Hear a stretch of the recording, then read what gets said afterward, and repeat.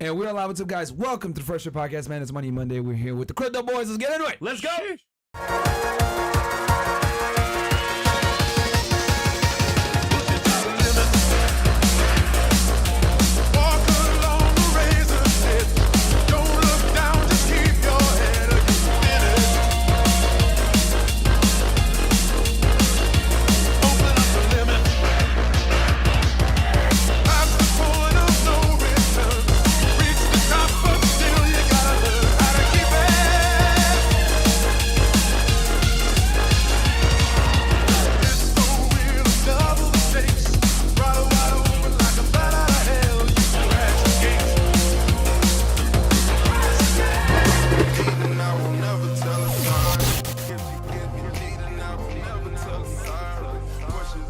All right, and we're live. What's up, guys? Welcome to the Fresh Air Podcast, man. It is Money Monday, one of the most important episodes that I wish more people watch, but, you know, people like being poor, so it is what it is. Rumble.com/FreshAndFitMan. Check us out over there. Also, CastleClub.tv. All the videos, by the way, the yacht video and the live show, they're on Rumble, guys. They're not on YouTube, okay, for certain reasons. Rumble only. Yeah, and to be honest with y'all, we're going to have to probably get rid of a lot of our content on YouTube. You guys are going to have to go over to Rumble to get it anyway. Yep. So rumble.com/FreshAndFitMan. Thank God for Rumble, because if it didn't, man, y'all would not have these videos because, you know, censorship is real, man. It really is. So we got to play it safe.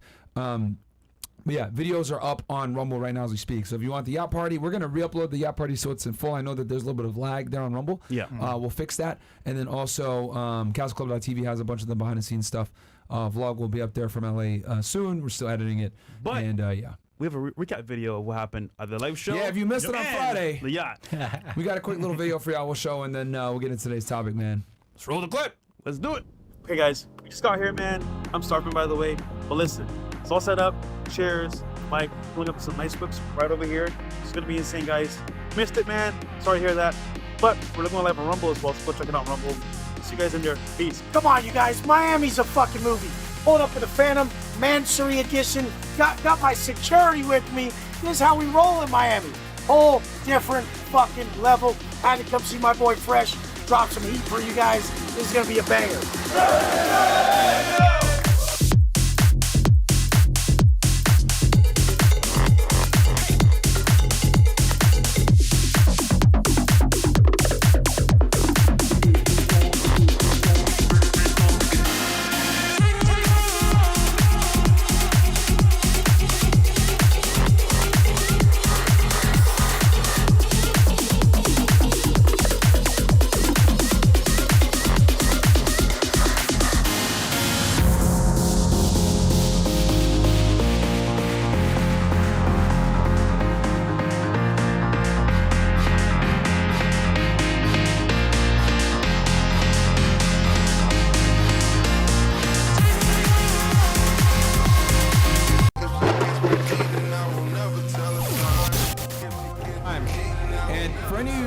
That was a good time. And for all the any haters that might be saying that was an L event, you're poor and you couldn't be there, so shut the fuck up, man. You know, fucking idiots. It was an awesome event. It was whack. Nigga, you weren't there. Shut up. Ask somebody that actually went and ask them if they had a good time. They all had a great time, man. It was fucking a great time. We heard great reviews from everyone that went here. And even the the yacht party was awesome. The live show was great. I mean, yeah, there was a little bit of a disagreement between Wes and Andrew, but it was cool. It was pretty much handled. So yeah, man, people are gonna hate and talk smack, but that's the reality I've come to realize now. We got a good portion of y'all that watch the show just don't like us. It is what it is. Y'all are gonna have issues with us. You're never gonna like us anyway, which I never understand why you guys watch us in the first place. But haters are gonna hate, man. So whatever. It's part of the game. Look, if you were at the event, you had a great time. You told us in person, so it's dope.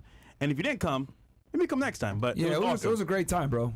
We had a lot of girls there. Again, remember, guys, we only, just so y'all know, we didn't record like the whole boat. Like y'all didn't see like the a portion of it because, well, Bills, you pretty much stayed like on the second floor the whole time, right? Yeah, I was or the main floor. Well, I was doing rounds here and there, but he was moving around. Okay. You just had to watch and make sure you didn't get caught on camera. Yeah. There's some other things we couldn't show too. So thank God, bro. Yeah. Thanks. So it is what it is. Protect you. But yeah, man, that's just what I'm realizing. Like for any haters in the chat that might be like, oh, it was like a whack event. Shut the fuck up, man. You weren't even there. Like ask somebody that was actually there if they had a good time, and they're all gonna tell you it was a fucking great time. We got Rod in the house, by the way. He was there, man. It was a great time, bro. Yeah, Rod had a good time too. Yeah, man. Shout out to Rod. But today's topic. Yeah, today's topic. We got Miguel and Charlie in the house. You guys have come to learn and love them or hate them. Some of y'all hate them for some odd reason. I don't know why, because they're gonna help you make a bunch of money. They hate money. That's why. Yeah, I guess so, man. So the current state of the marketplace for crypto, what's going on? We should have them introduce themselves first. Yeah. Yes. All right. So yeah, my name is Miguel. Dollar Cost Crypto, DCC, Hex Jesus, all man of many names. Co-founded the Crypto Mindset course with Charlie back in 2020, and we've helped onboard 16,000 red pillars into the crypto space. So yep. Yeah. Charlie from Cultivate Crypto, been doing the same thing as Miguel, helping people get into the crypto space since 2019. We helped Myron get in, we helped Fresh get in, we've helped the lovely crew in the background start getting in and making sure that they're in the right position for the bull market. So you can follow me on YouTube at Cultivate Crypto on YouTube. It's the best place to follow me. And I remember a couple episodes ago, you gave us some good advice about crypto. I went to jump into it to make money. Right. And people were saying, oh, this is a scam, bro. Don't do it. Now look what's happening now in the marketplace. It's insane, but hey, there you go. Yeah, I mean, each cycle has like a different little bit of a rhyme to its reason, right? Like in the last 4-year cycle, what we noticed was, well, there's two things that we look at, right? We look at the 4-year cycle and we look at the 60-day cycle. So shout out to Bob Lucas, who came up with the 60-day cycle for the crypto space. He found that in Bitcoin. We backtested it. It's actually a legit trend. And so if you're looking at the short-term cycles, like the 60-day cycles, what we find in those is in the last 4-year cycle, Bitcoin would have its dip prior to each quarter by about a month. So if the new quarter started in October, then September would be where the dip was, and that would happen quarter on quarter. Now, because the 60-day cycle doesn't happen on a quarterly basis, and Wall Street moves on a quarterly basis, and Wall Street's getting into the game, now we see the 60-day cycle landing about a month to a month and a half into each quarter, right? And so this is why we time the Crypto Mindset course to come around the time where we get the end of that 60-day cycle dip, and at a good portion, a good dip in the 4-year cycle, so that way we essentially have still some bull market to go. So the simplest strategy in the crypto space that people do is buy 6 months before the Bitcoin halving, which was on April 19th earlier this month, and then they sell about a year to year and a half after the Bitcoin halving. So we got pretty much a full calendar year left to go in this bull market for crypto, and I would say at latest, a year and a half or so until the end of the bull market. But it might not seem like a long time, but if you remember back in 2020 into 2021, the best gains were had from pretty much right after the halving into the end of that 4-year cycle. Okay. Yeah. And most people won't admit that either. They'll come in, it's always time to buy. Right. There is times not to buy. Right? Correct. Yeah. And we try to be honest with everybody and say, like, hey, we could be selling at the very top. We could have sold. Bitcoin hit $74,000 when, just like the other week, right? Like basically mid-March. And so, we could have been like, hey, we're going to sell the course at this time. We're going to talk about the, people getting into crypto at the top, get people in at the top. And then what good does that do anybody? It does nobody any good. It just, you'd convert more sales, but doesn't make any sense, right? So what we try to do as a business is make our customers more money than any of our products and services cost, right? And by doing this at the opportune time each quarter, we make sure that while the bull market's still going, people can get in and make a profit kind of from the get-go. So we tell people the simple strategies about how to get in and make sure that they don't lose their ass to begin with, and then how to ramp up risk once you understand this space more and more. What's the biggest mistake people make getting into crypto, you would say? Biggest mistake? I guess the biggest mistake is really not knowing what coins to buy, and then from there, leaving them on exchanges. Because when everything's good, everything's fine. But as soon as prices start crashing and like the bull market's over, a lot of these exchanges run out of liquidity. They start having problems. They were kind of running deficits, and then you lose all your crypto. Wow. This has happened a lot. That happened with STX. SafeMoon? Safe, yes. Well, safe. Yeah, SafeMoon was just a scam off the rip. I promise you'll be safe. Not so much. But yeah, not so much. So yeah, those are some of the biggest mistakes there. Then from there, it's mostly people not knowing how to secure these wallets and stuff, and moving funds. There's tons. People don't understand you can't send Bitcoin to an Ethereum address and vice versa. And if you do that, you lose your money. Damn. Right, so it's ultimate responsibility at the end of the point, but it's ultimate power, because at that point no one can rug you. You can send your money to anyone, anywhere in the world, 365, 24/7, no holidays break, doesn't matter. You wake up in the middle of the night, oh shit, my girl, You got to move money away. Yeah, whatever the hell it is, but that's the power of crypto. Yeah, you could show up on the other side of the world and your money could still be there, right? You can't do that with a bank account. That's true. Yeah. Yeah, and guys, get your questions in now because we're gonna have a Q&A at the end as well. So as you guys know, Charlie and Miguel have been friends for the show for a very long time. We're working together for a few years now. Yeah. And one of the things that we always get is, oh, these guys are scammers, like, crypto scam, whatever the hell you guys want to say. So what we went ahead and did was we pulled up, we got a website that we're going to use here. Yeah. We're going to pull it up for you guys. And we're going to tell you guys, last time they were on the show was January 29th. Right? And just to let you guys know, right, because I've always kind of laughed whenever people call stuff like this a scam. 9 out of 10 times you're poor. So let me just show, because men lie, women lie, numbers don't. Let's pull this up real quick, Bills, because I want to show the people this, right? So let's go with Bitcoin, right? It's simple. Everyone knows what Bitcoin is. On January 29th, earlier this year, Bitcoin was, what is that? $42,950. Today, it is... You can see on the top left of where $63,812 as of when we're recording this video right now. And the all-time high is about 73,800. Yeah, and during that period. When was that? When did it hit that 73K? March 14th, right? March 14th. Yeah. So literally, a little before 2 months, like a month and a half later, we were pretty much hit Bitcoin high. So we told you guys, buy now while it's low. Get the course, get in there. And obviously you get a bunch of idiots in there that say, oh, this is great, right? And here's the thing. You know what the interesting thing is? This isn't even one of the best, performers. Let's go Ethereum real quick, right? So that's Bitcoin. So we told you how to get in. It was 42. Now it's 63K. And then it hit an all-time high of 74K in between the time. Now here's Ethereum. Right now it's worth 3,200, right? For one Ethereum. Yep. When we told you how to get in, it was what?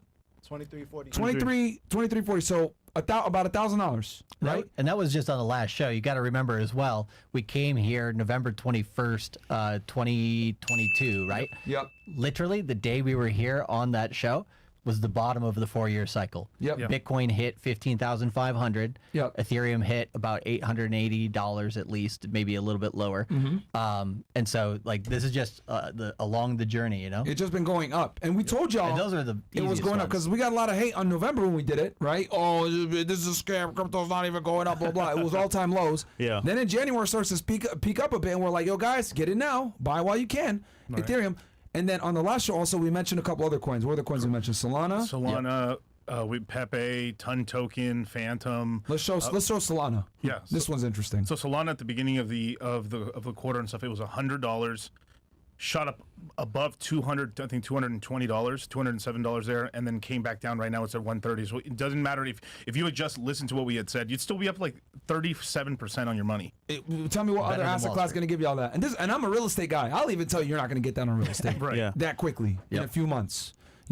So if you guys had listened to us and bought, whether it be Bitcoin, Ethereum, some Solana, right? And you took the action back then in January, you would have gotten significant returns. And I remember you saying Solana was okay, you weren't really into it that much in the past, but then you saw, you know what? I'm not coin agnostic. I see the benefit here. Yep. Right. I'm hopping into it. And at that time, Solana was $18. Right. So we were recommending since 14. I bought personally at $18 and $25, and it went as high as 200 and change. And that's come back down. Now it's going to ramp up again to shoot back up again. It's going to go higher. It's almost like you guys have a crystal ball. Almost. Yeah. Cycles. Man. Was there another coin that you wanted to show on here? Let's go to Pepe. This is Pepe. We were laughing about meme coins. We were talking about Dogecoin and stuff like that. So Pepe's one that we mentioned, right? Okay. Bro, we need a pug coin. Yeah, this coin was legit. So you can't tell with all the zeros, but effectively, it went from $400 million market cap to currently $3 billion. If you have them press market cap, you can look at that. So where it says price, it says market cap. Right there. Because it's hard with all the zeros. So basically, so if you go back to the beginning. So basically, if you put $1 into this, right, it went from like 400 all the way up to the 3 billion and stuff like that. You're basically up almost 8 times on your money. Damn, if they got Pepe. If you had Pepe, exactly when we talked about it last time on the show. Wow. Yeah, and it's because we went into a meme coin season. Yeah, gotcha. Yeah, which we were playing around with it because everyone was making. We were like, what's a coin every fucking bartender, every stripper's got in Miami? Okay, it's going to be it was Shiba Inu and Doge, right? Yeah. And we told our guys, whether we like it or not, Dogecoin is like the it's like the Bitcoin of the meme coin, just because of how old it is. Right. So even a meme coin example went up. Like, so just, guys, I think the takeaway here is that if you had just simply listened to us and at least got the course and bought, whether, you know, we're not even telling you to get Pepe, we're telling you, like, if you got like a stable coin like an Ethereum or Bitcoin, you would have been way up, or you got Bitcoin, you would have been way up, right? And then Solana, right, pretty stable, went up. The high was 220, you said? 220, and then now it's 137. So even if you bought it back then for 100 and bought a couple, you would have made a bunch of money. If you were unsure, that's fine. Do your own research. Yeah. Well, that's what we give people the keys to do in the course, right? Is we show them, hey, here's how to do research. Here's the research we've done.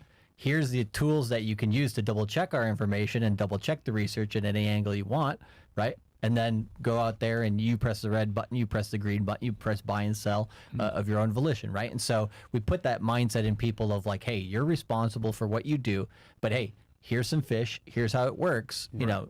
You teach them how to fish too. Right. Right. You get people that just say, hey, just tell me what to buy. Like, I'm like that. What should we get? Yeah, we can talk about that today too, right? of course. But then obviously some people want to learn on their own so they can look at the charts. They want to nerd out and do it themselves. That's cool. Yep. But I think the main takeaway here is that don't listen to brokies, guys. Like, that's really my main thing is like brokies will sit there and say it's a scam, it's bullshit, blah, blah, blah. Well, the numbers don't lie. If y'all had bought when we told you, you would have been up damn near double or triple your money, or been up significantly if you had listened to what we said. Because we tell you guys, yo, we're bringing experts so you don't have to. They do the work. You want to learn, they teach you in the course or whatever. But if you guys had just listened to some of the simple suggestions there, y'all would have made a bunch of money. Actually, we met a guy that watches our show all the time. Yeah. Money Mondays especially. Yeah. In that spot we went to. Okay. He bought at the low lows. He's working as a server for this club. Yeah. Security. Security. Yeah. Actually, yeah. Security, yeah. Kind of find out, he bought at the very bottom, like I said earlier. You know how much money is in his account right now? How much? $70K. And he gets paid an hour, $15.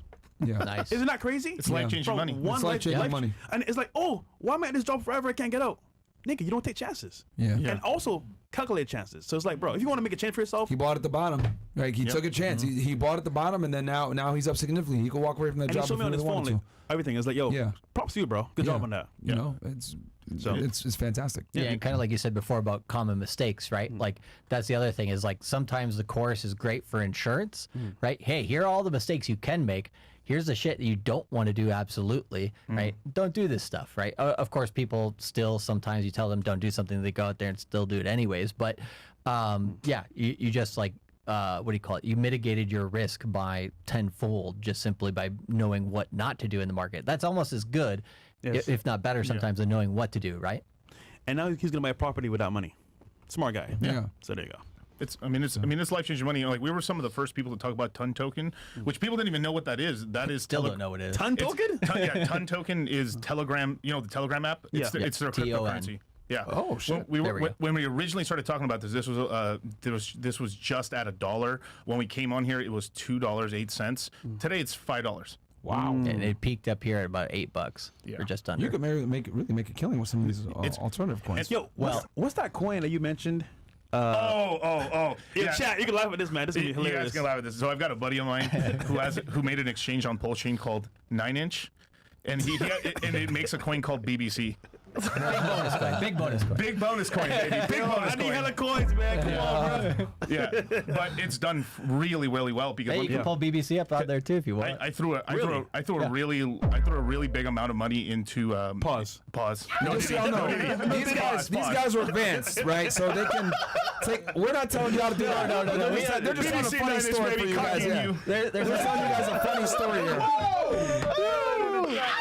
Yeah, that's funny, bro. Yeah. Buy BBC. You know, they're not telling y'all to do that. They're just saying that they're more advanced. It's funny shit. It's a meme coin. Yeah, it's a meme coin, guys. Don't do it. Well, here's the thing. Crypto's a little ridiculous, right? But you got to learn the culture too. Right. And like the culture of the internet is memes. Is memes, right? yeah. And the memes have ruled the day. So like crypto, we got Dog with Hat is the new Shiba Inu. Fucking Cock Inu is owned by the Avalanche Foundation. You can't make this shit up, right? You can't make it up. Did you just say cock? Cock, C-O-K, C-O-Q. Okay, there you go. Yes. I don't condone these names. I'm just saying. This is we don't say like, hey, you gotta jump in all in on Cock Inu or anything like this, right? But obviously not. But just generally speaking, you have to understand like like people. There's this one guy recently, I forgot his name, but he just said meme coins are a drag on the crypto market. This is what's going to not Wall Street's not going to be able to take this seriously, and it's all terrible, right? It's like, is the market wrong? Yeah. No, the market has chosen that. No, millennials just want to, Have fun. and we know that there's a portion of the market that's a casino, and there's a portion of the market that's an investment. Bitcoin's an investment, Ethereum's an investment, Solana's an investment, Illuvium's an investment. Right. But Cockino, I don't know. Casino, it's a gamble. Casino. It's a And I'm gamble. really Yeah, happy that you scratchers. guys made that distinction for the audience, so they understand. Like, hey, we're telling you what we're doing here on the side, right? It's funny, ha ha ha. Right. But you probably should get into that. Get into the coins that are more stable. And also, they're using money they don't need. Correct. That's the other thing too, Correct. guys. Important. Like- So, because I don't want one of you fucking look. They told us to get it. No, dummy. They're telling you there's a difference between investment coins and casino coins, and I think that's an important distinction. Yeah, and like you would probably put in that category, 95% of the coins in crypto are shit, right? casino Yes. coins. Yes. I would say like No, even worse than casino coins. worse. Yeah, So worse. 95% suck, Yeah. right? 5% are good, if that, right? And then of that 95% that stink, the casino coins is kind of a good portion of that. There's just part of it that's just a pump and dump rug pull for a lot of them, course, right? of So course, that those are ones that are kind of like pets.com back in the original website days in the 90s, right? That just weren't going to make it. So you have to have a distinction. And what we teach is I teach a technical analysis side, Miguel teaches a fundamental analysis side, and then we have a guy who does on-chain data. And we take those three sectors of analysis for crypto, on-chain data specific to the blockchain, and then fundamental analysis and technical analysis. Those often come from other markets, including the Forex market and other stuff like this, and they've been applied to crypto. But we teach all three of those analysis tools because most people, they don't know, like, what's the quality of a coin? Well, okay, we can show you with these three forms of analysis, like how good of a grade you essentially can give it, right? It's either an average coin or it's a B plus, or, oh shit, this one's like going to kick it out of the park because it's actually has good fundamentals. So let's say I'm working a job, it's very strenuous, I'm tired, and I want to get the course, right? Right. What if, or is there a way I can get the course, get the value like up front, know what to buy, and then just like focus on work? Is that possible doing the course? Yeah. We have a bunch of truckers who do that if you want to. Yeah, so definitely. So every webinar is recorded. They are done live. They're live like they are right now. We teach it to like the private group. We do it live. We do it live, right?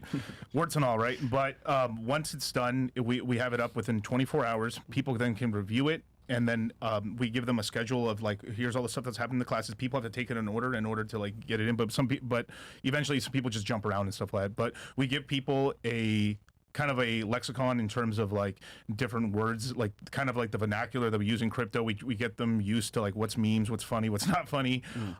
We show them basically how to do technical analysis. We show them do FA, how to do research on YouTube, how to use Telegram, Discord, Facebook, Instagram. Instagram's the really new one. And it's not simply just like, hey, bro, here's how to use an app, right? It's not that simple. No. Like, it's like, okay, how do people in the crypto space interact on these apps? Like, what's the culture? Like, how can you get the best lingo. information? Stuff like that, right? Because like, I think if you just say like, use the app, like it Use sounds the a app, little yeah, plain. yeah, You no. know? I'm thinking if I'm a jock, I'm listening to this, I'm like, this is geek talk. It It is. makes money. Yeah. So we have a coin list as well in there of like all these coins are good. All these coins are good, but then you have to like choose the ones that speak more to you, right? Yeah, As you're not well gonna as be able to buy every decent coin in the market. You just have too much. and we have example portfolios, and one of the portfolios is basically someone who's really like a working professional that's really busy. Yep. You know, if you don't like, I want to get some crypto gains, but I got to keep it really like as risk free as possible. This is just Ethereum only, Bitcoin only, or a fusion of something like a little Bitcoin, a little Ethereum, and a couple of coins, and that's it. And that portfolio can return significant returns, and you don't have to be. It's safe. It's safe. You don't have to be that involved. But regardless of that, we still have the person check it once a week just to be like, let's keep on top of it. We never recommend invest, and you have to there's no such thing as passive income or money. Right. There is some work to it, right? It's low work, but you still have to pay attention to it. Like, hey, what's this news event? What's going on here? But that's a whole lot better than spending the rest of your life as a fucking slave. Question. And guys, get your questions in now. Well, we're going to do a Q&A at the end, like I said before. Are all these worldly conflicts affecting, I mean, it seems like it's benefiting crypto. Obviously, October 7th, the war in Ukraine, it's been going up since. Would it be fair to say that whenever there's like world conflicts, like cryptocurrency goes up? Not necessarily, but like if people are basically like, hey, I'm a bit afraid of something I want, something safe, they're going to go towards gold, right? Yeah. Now that you have Larry Fink. Gold's having highs right now too, right? Isn't it? Yeah, Gold is high right now. And you see, like, basically Larry Fink, the CEO of BlackRock, telling people that Bitcoin is the flight to quality. Yeah. Right. So it's better than gold. It's digital gold. And you go and you see him talk about this on CNBC. You know, it's a chicken and the egg scenario. Is the narrative the thing that creates that value? People believing the narrative, or is it the asset itself? Well, it's both, right? And it's a mixture of a bunch of things. So Larry Fink doesn't just say that because, you know, he wants people to buy into his ETF. I mean, that's a portion of it, right? But he also says that simply because he knows what the 4-year cycle is. He knows what the daily cycles are. He knows what the weekly cycles are. And he has a bunch of, the whole building of people that tell him that. And he says, okay, I can say this stuff right now because basically the market's in that place. So he's cryptocurrency. Oh, big time. Big absolutely. Time. He's He going runs for BlackRock, and then you dumbasses in the chat want to sit in here and try to tell us it's a scam. You fucking idiots! Like He's running game on Vanguard, right? Because Vanguard is true. like got their head in the sand. Basically every other retirement company is like full in on a Bitcoin ETF right now. They just don't. They don't like to make it. Larry Fink's one of the few that's come out publicly, but I know like Goldman Sachs for years has been purposely acquiring Bitcoin. Like a lot of these like institutions, these these people that have been like in long-term investment people were like, oh, we're going to invest in the stock market, S&P 500, Roth IRAs, like the, all the old people investment stuff that they teach you, right? The Dave Ramsey type guys. Like, these guys have been secretly acquiring, cryptocurrency for a while. They just don't tell you about it. Yeah. Right. Because once it gets out, like they don't want everybody to know. Harvard and Yale have been basically buying Bitcoin and Ethereum since 2018. Yep. Really? They have it. And Harvard and Yale. Harvard, Yale, Stanford. Stanford's probably the smartest university when it comes to crypto. MIT has their foot in the door, but they hired Gary Gensler, so you can't call them that smart. Yeah. And then but they all these institutions basically bought Ethereum and Bitcoin back in 2018, 19, and 2020 because We're they talking like $6,000 Bitcoin back then. Oh yes. Yeah, exactly. Yeah. That's when I first started. Correct. So I remember. Yeah. And so $80, $100 Ethereum. Yeah. Wow. And they know like these assets are going to stick around, so they bought it. Damn. It's crazy. I mean, like, when I first got into crypto, I was buying Ethereum for $5. Ethereum was $5. Holy. $5, and it came out. It was 50 cents. Damn, dude. 50 cents is $3,200. bro. Now it's over 3,000. Yeah. The only Too thing, long. honestly, dude, like I always tell myself, man, if I could go back in time, I would have bought more Bitcoin, man. Yeah. Like I would have bought way more. More of than it. real estate. No, and I'm a real estate guy. Y'all know I'm biased. I talk about it all the time. I genuinely believe real estate is the best asset class. But there is no doubting that the power of crypto, and it's here to stay, guys. We just hit a new low, 74,000. New high, 74, 75K. That's fucking craziness. Almost 100K. That's craziness, man. And today, or basically in the next 28 to 48 hours, Hong Kong is coming out with both a Bitcoin and Ethereum spot ETF. Wow. Yep. So And they've been haven't they been against cryptocurrency for years? yeah, China's been hot and cold on it all the time. Yep. Right. But now They're finally realizing the power. So my theory. I mean, the thing on China, right, is Hong Kong's they're in and out, right? They don't like money bleeding out of the country. They like to kind of keep a cap on the money that's within the country. Yeah. They kicked Bitcoin out of the country in 2021. That's partially why we got the double top, because they shut down all Bitcoin miners in the first half of the year. Right. We dumped down. People bought back again. We went up, and at the end of the year, they said all crypto exchanges and everything need to have their assets out of the country. So then we got the end of the 4-year cycle on that too. And interest rates going up as well in January. Yeah, they're basically kind of cutting off, that portion of the economy that could leave, and then now they've basically put it in Hong Kong. It's like, okay, now we have a regulated or better regulated section of this that we can allow people to dabble in this market. So they're just trying to control Chinese it. are in now. Yeah. So let me ask you this, because last time you guys were on, we had a lot of talk about this ETF Correct. project. Can we talk about that and give an update? What's going on with that? So obviously the Bitcoin ETF passed. Everyone was saying it wasn't going to happen. Never, never, never. Bitcoin's a security. Nope. You Wrong. stupid. Yep. So since then, it's been nonstop buying. Like we just had the Bitcoin halving. It just happened. What happened on the 18th? April 19th? 19th, yeah. No, April 19th. Almost 420. Almost 420. Damn it. And so every day there's about 900 Bitcoin that are created every day. After the halving, so today only 450 Bitcoin are made a day.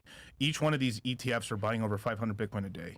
Wow. So like they're destroying the supply right now, and this is why the prices keeps ratcheting up and stuff. Because I mean, imagine like you're a boomer right now. You threw a little side money into this ETF, and you're like, holy shit. They throw 1% in it and they're up like 2-3% on it now. They're like, oh man, there's some serious. Compared to other ETFs, that's a wild return. That's a wild return. Now, BlackRock and all these guys are charging fees up the butt off of it, but everyone's making money on it. So that's what's happening. Is that this is why the ETFs are so huge, because it's the first time you're having retirement funds, retirement money jumping in. That's the biggest asset pool on the planet. The traditional investor is 401ks, okay. 401k. Those guys, right? Your grandparents, etc. Those guys are okay with going into ETFs. Yep. Correct. Right? They feel way safer. It's on the exchange. Okay, I get it. You know, whatever it may be, they're way safer being on ETF. But I mean, it proves that it's here to stay. And then I think didn't we talked last time? So, so there is a Bitcoin ETF now. And then isn't there an Ethereum ETF coming? So it's applied. It's applied. So they're so BlackRock's really the one trying to get it passed first and stuff. They're the first movers on it, but it can pass anytime from now to it looks like August 7th. It's more So May 23rd and August 7th are the two dates that have the next deadlines for them. So ARK Invest, which is Kathy Wood's. When did the BTC ETF come out? January 10th. Okay. Yep. Come out right after. And so the January 10th ETF deadline was the final deadline for ARK Invest, which was Kathy Woods' investment fund, right? She's big in Tesla and Bitcoin and different things. Right. But the actual final deadline for the Bitcoin ETF for BlackRock was in March of this year. But they passed it on the time of the ARK Invest one, so January. a little bit early actually. Okay, right? so they came earlier. And so for Ethereum, it's the same process right now. We have May 23rd is ARK Invest final deadline, but the final deadline for BlackRock is August 7th. Yeah. So BlackRock is 276-1 versus wins versus losses on ETFs. They were 275-1 before Bitcoin. Now they're 276-1, and so basically they don't lose. Yeah, you can basically say like. Lose. So August 7th, we're getting an Ethereum. We're getting it no matter what. Yeah, pretty much. Yeah, Larry Fink has already said if they declare Ethereum as security or non-security, it doesn't matter. They're still going forward with it. You know, it's interesting because I don't know if that what you just said hit mainstream news. I've noticed that with BlackRock, it has in the crypto world, but like for the normies, they don't know that, right? And then the normies also don't know, which I've talked about, whatever, because we also get idiots in there that say, oh, the real estate market's going to crash, real estate market's going to crash. Well, just so you guys know, BlackRock has been buying single-family homes for the better part of the last 3 years, right? And they're still acquiring single-family homes because there's a shortage. So if you want to make money, you got to do what the people that have money are doing a lot of the times. It's just that they don't publicize a lot of it, right? We told y'all that a lot of these banks, these historic banks that have been all about the stock market, whatever, they've been quietly acquiring cryptocurrency. But now you see here with BlackRock, what are they? They're gonna make an ETF for Ethereum. That's crazy. I mean, if anything, what are they doing? Trying to discourage you from buying. Exactly. They know if you don't buy, they'll buy from you. Exactly. And they're acquiring these single family homes. Like I've realized that like these mainstream news channels, what their job is to like create fear and panic in the general public. Oh my God, I can't buy milk and eggs. Great. They want you worried about fucking milk and eggs instead of investing into single family homes, which are going to be the future, right? Because we know that there's a shortage for that, 5 million around. And then they don't want you investing in cryptocurrency because they make all the money. Right. And Bitcoin is literally digital real estate. Yes. Right. So that's how everybody is looking at it in Ethereum as well. So they're buying up the digital real estate. They're buying up the real estate. There's only a certain estate. amount there, and there's only a certain amount of land. Same situation. Yeah, and peep this. So this is one of the reasons why it could get it delayed a little bit to August is that Ethereum ETF might have a dividend with it. So that's what they're fighting about. Which Bitcoin doesn't. Which Bitcoin doesn't. So a dividend like for holding it. For holding it, yeah. So you basically can you explain to the audience what a dividend would be? I guess as far as like holding. In traditional space, in the traditional market, it would be from profits of the company. So that, let's just say like Costco made $1 billion, so they distribute $1 billion for. Equally for every share, right? Now, with this dividend, it's going to be based off inflation. So Ethereum inflates, has a positive inflation rate, but the more transactions are done in Ethereum, it actually becomes deflationary. So it still can pay out inflation rewards, but the total supply is actually staying stagnant to going down based on revenue. Based on revenue and how many transactions are done on the chain. So this ETF could be really special because it could pay a 3 to 5% dividend. So imagine you're getting something like Ethereum that's gone up like $1,000 in 3 months, just chilling, you haven't done nothing, just bought when we came on the show, boom, you made money, and on top of that, you've got another 1% more of your money, and that becomes really lucrative because baby boomers are almost all retired now or entering retirement, and they need income. Because this is why the stock market and everything is like really messing up, because you have the largest workforce in America leaving the workforce, and they're no longer buying stocks anymore. They're, instead of being net contributors, they're net drawers on the system and stuff. So this is why, like, there's so much problems around the world and stuff, is because this is why banks are printing money, is because they have to pay for these baby boomers to retire. There's baby boomers that have been putting nonstop into 401ks, and now it's time to draw it out. It's you know, this whole, I mean, you will eventually, this is a big red pill that we tell our guys, is that Social Security won't be there for you, motherfuckers. No, it won't. Yeah, no. It's literally bankrupt by 2035. Yeah. Dang. By 2035, that means it's going to be like 2031 when it goes bankrupt. Yeah. Right. But all of finance, I'm both saying this as a joke and seriously, is a Ponzi. Because it's all about supply and demand. It doesn't matter. You could, like, if no one buys Apple phones, no one buys Apple products, it's the best company on the planet, and it'll go to zero. Because there's no demand for it, right? Now, obviously, I know that, you know, there's companies that actually create real physical things. You need food and stuff. Like, there's real things you need in the world, of course. But if you look, I mean, most of the countries, I mean, almost every developed country's economy basically runs on this single thing. The central Ponzi of all Ponzi's The is Bank of International Settlements. well, yeah, the Bank of International Settlements. But what actually tells a country to really grow is the birth rate. If there's more babies being born than people are dying, economy's great. If every couple in America had 3 to 4 kids, there wouldn't be a recession right now. We'd be in a baby boom right now. But because we're at replacement and below, we're below replacement. We're below replacement, actually. So we are, and we're the best country on the planet when it comes to in terms of developed nations. Yeah, we've got the best birth rate. Korea's is so damn bad. They're on their hands and knees. I mean, literally, their prime minister is basically on his hands and knees telling South Koreans, "Please fuck." Please fuck. Japan's right there with him, right there. I mean, China, it literally is like Dunzo. I mean, they're about to have a 50% collapse on their entire population in the next 30 years. Just because there's that, it's because the one-child policy just messed them up. You know, basically, like, because they couldn't pass property over to women. So what they did is everyone had men, and if you had a woman, they would throw them away, or they would, you know, it's fucking horrible. It's horrible shit. Like, and then what happened was it became a part of culture. And because it became a culture, now they got rid of it, but still families are only having like 1 or 2 kids maximum. So it's messing. Imagine going from like 8 kids to like now like all you've known throughout the last 50 years is like having 2 kids. It messes you up. It's a Western problem in general with all the developed countries having super low birth rates. Are there any countries that are like banning crypto right now? There's always somebody. There's always somebody. The newest one is there's stuff going on with Russia. They're talking about possibly banning and stuff like that, which is kind of crazy because like Vitalik Buterin, which is the founder of Ethereum, met with Putin. Yeah, any of the large countries like America, America, Russia, China, they never. India as well actually is in that boat. They never fully ban it.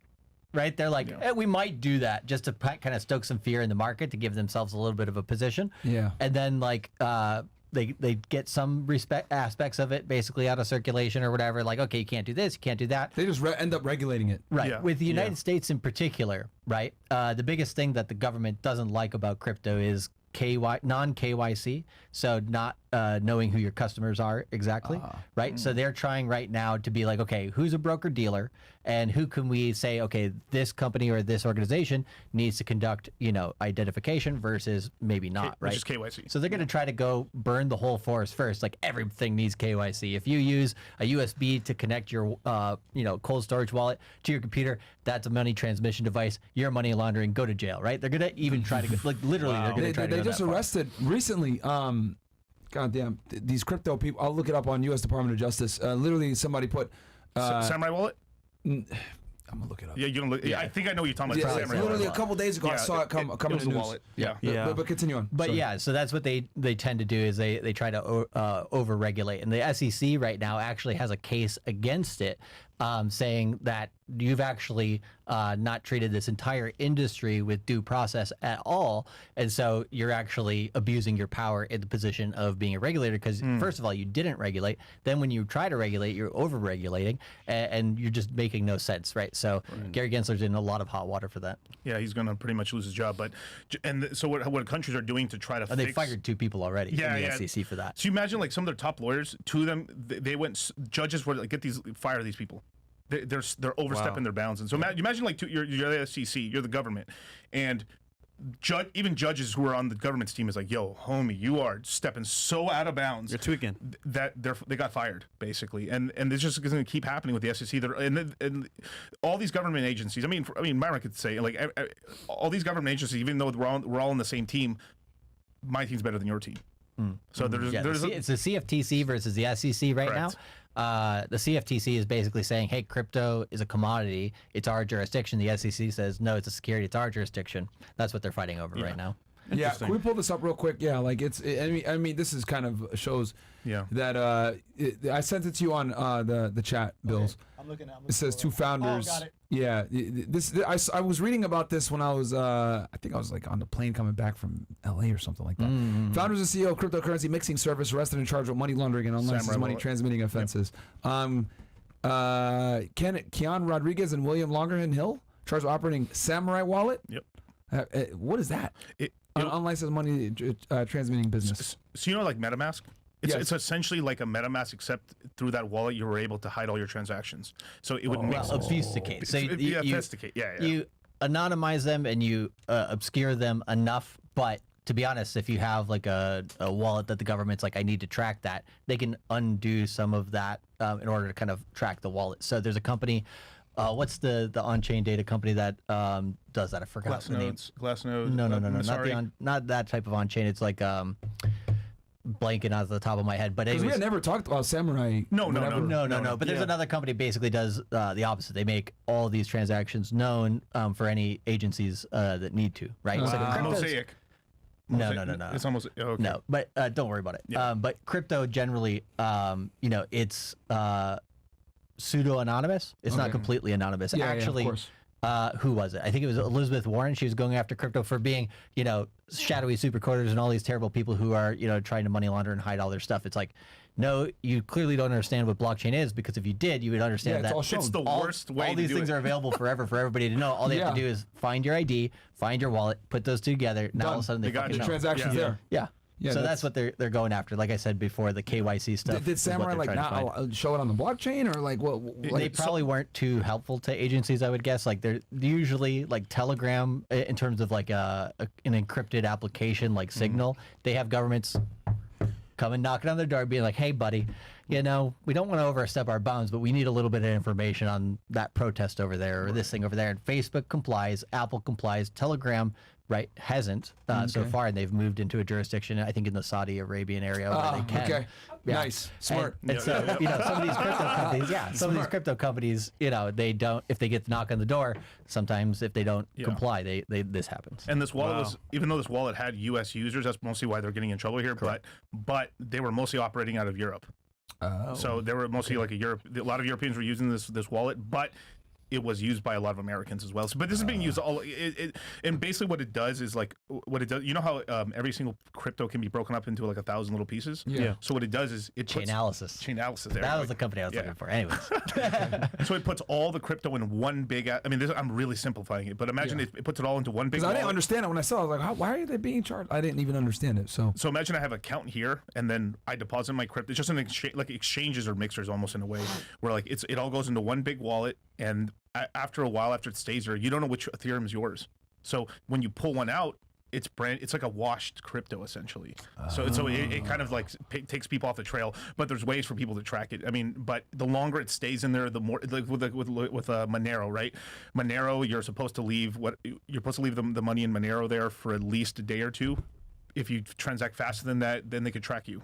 Actually, so Monero is like the safest one to do that, but that's actually a cryptocurrency versus this was a wallet that just helps you do that in general, and stuff. So you're saying, let's say I commit a crime and I use crypto. They are fast as fuck on that shit. That's how they catch you, basically. Chain analysis will be like the FBI will basically be like, okay, chain analysis. Okay, find this hacker. This is the wallet that we know. Here's all the information. I think the one that was the biggest that I'd seen recently was towards the end of the last bull market. I think it was like $150 million, $200 million had been stolen from a corporation. Within 24 hours, they had this guy geolocated, tracked down, and had authorities at his door, basically being like, hey, bro, we won't throw you in jail for too long if you comply. Basically, go from a black hat to a white hat hacker and basically help us. And you give back this money. and then you work for us for a few years, right? And they've done that with other hackers in the past. In the early internet, back in the 90s, there was a bunch of teenagers who ended up hacking into the United States government systems, and they don't want to throw kids necessarily in jail. So some of these guys, they worked for agencies for like 10 to 15 years. It's kind of the same story as the Catch Me If You Can movie, right? That guy, I believe, ended up working as a federal agent for many years to teach, kind of how people get away with this shit. Yeah, That's good though. No, I mean that's wild, man. It's questions now. Get some chats. Yeah, we can hit some chats here, guys. Let's get your questions in. Interesting stuff. Ricky Jones goes, shout out to Charlie and Miguel, was in Q1 2024 course and Citadel. I've invested a good chunk of fiat in crypto, and seeing my money double in a few weeks is insane. Mine pushed me to make $1 million in a year and lose weight. Now Charlie and Miguel got me on path. Hey, bro, that's what we're talking about, baby. Job, Shout bro. out to you, man. Milk Sports goes lactation. Okay. Alman Howard says, what's up, guys? Was an honor to meet you guys this past week. Shout out to Charlie and Miguel. Just signed up for the course. Hey, man. Shout out to you guys. Bro. Link is below, guys, to get into the course, by the way. It closes on Sunday, I think, or... Yep. Yeah. Sunday. It'll close on Sunday for us. Keep it open to Sunday. So get in there, guys. Honestly, like, if you had listened to us before, you would have a bunch of money. And thankfully, we're not in the highs right now, so you can still get in now at a decent price. Yeah. And I'll give you a little bit of juice on that too. So looking at the 60-day cycles for where we're at currently and everything, we've had this thing called a left translated cycle where we went up for 19 days, and then you basically go down into about day 50, 60 on one of those types of things. I go to detail about it on the course if you really want to know the cycles, right? But it's too much nerd shit for this show. Top dork. Let's go. Yeah, top dork, right? Top dork. But essentially what it means is between May 9th to 19th, that's the most likely period to have lows on Bitcoin in the temporary short term. So on the short term When cycle, do the classes start? May 10th, May 10th. Friday. Okay. Yeah. So that's why we line it up Smart. with. Yep. And so like We're trying to make sure you guys make money. Yeah. That's what we're trying to do. Exactly. Guys, you guys don't understand that if you guys don't make money, they can't look do bad. it. They look Yeah. bad. Yeah. People Like- have to make money. You have Yeah. to understand too, like we're not trying to we could have easily come here when Bitcoin was at 74,000. Yep. And say like, look at the prices, holy shit, right? And then you guys would have bought, then you guys go like instantly and not in profit. Yeah. So it was like, oh, I bought Bitcoin, I bought Ethereum. Oh fuck, I'm down a couple $1,000s now. They need you guys to be in profit. Like, Yes. dude, like Yeah. you guys got to understand. Like, they don't. It's not a W unless you guys make money and get W's. Correct. Yeah. And so if you look at let's look at daily cycles, let's look at 4-year cycles, and then let's look at liquidity cycles for how that affects crypto, right? So the 60-day cycle, yes, we have a low coming here in that early to mid-May period. Best time to buy. Even if you're just watching the show for free, you don't get in the course. If you don't know what to buy, Ethereum, Solana are probably the easiest ones. There you go. Don't say I never did anything for you. $37. Yep. And You can get it right now. You can literally get it right now. Illuvium's good too, but Illuvium's hey, good too, yeah. do your research first. And so basically, that period of time is going to be the best period of time to get in. What price is Bitcoin at the time? We don't know. Could hold above 60K. If it drops below 60K, could go down to like 52 to 55,000. It's not going below 50,000 most likely. So there you go. You got a band of risk to play with.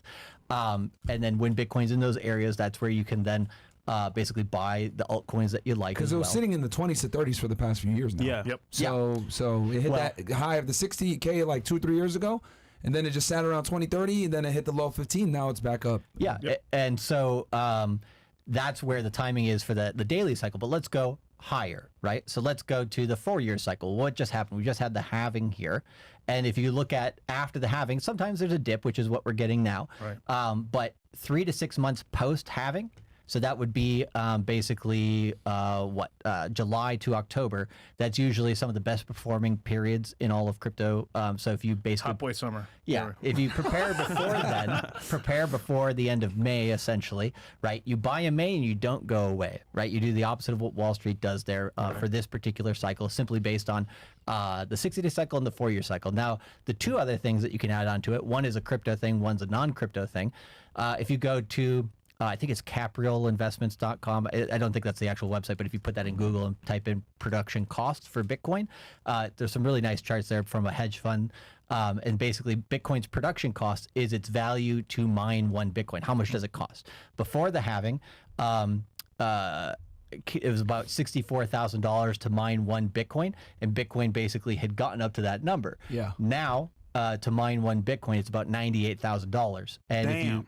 if you look at the history, right after the halving, that doesn't necessarily meet the price, but 3 to 6 months after the halving, it does, which means probably most likely, if Bitcoin's history is anything to go by, we should have $100,000 Bitcoin within that period of time, simply because Bitcoin should go above that price again. So you think 3 months from now? 3 to 6 months from now. So my guess is early September to early October, that 1 month period. That's my aim for when Bitcoin hits $100,000. Wow. And or early 2025.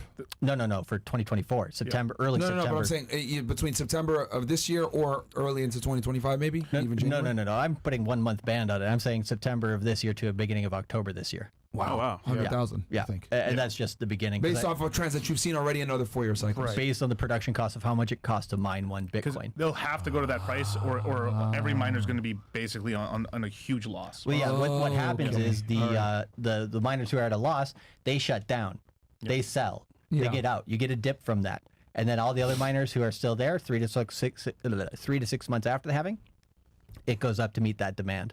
And if you have more demand from Wall Street than we've had in past cycles, you should go above there. Wow. So, and then the last thing is the liquidity cycles. So the global Super liquidity important, cycles. guys. This is super important. Global liquidity cycles basically they move on 6 year cycles essentially. But there's a guy named Michael Howell. He's one of the foremost experts in global liquidity cycles, and he's basically said we have global liquidity cycles up until the second half of 2025. So what that means is higher risk assets and stocks and crypto and stuff like this should have more purchasing ability, or people should be able to purchase them more with the assets that are floating around the world over that period of time, which happens to line up with the Bitcoin 4-year cycle, because Bitcoin's 4-year cycle, if it's any indication, 4 years before 2025 was 2021. We peaked in November. We should peak around Q4 of 2025 if the liquidity cycle still holds like that and the Bitcoin 4-year cycle still holds like that. So we have outside factors as well, kind of giving a boost to crypto. So long So story it's short, speculation, but it's speculation based on a multitude of different factors. It's an educated based on- guess. Yeah. and either way, it's going to work out. Yeah. Pretty much. It's a lock. It's a lock. Highly educated speculation based on past trends. Yeah. And history, yeah. And a lot of that global liquidity is because of a nation's. So every nation on the planet is in debt to itself, to itself, to its people, and to other countries, right? But what they have to do is sometimes those bonds that they owe this money on have to get refreshed, right? So they then raise another amounts of money, then pay back the old debt with new debt. Just a Ponzi again, right? It's a cycle. It's a cycle, but once it's all stable, then they can print again, and this is why like you end up having like tops in like 2025, and then afterwards, because they have to keep reshuffling all this debt. This is why it happens every 6 years.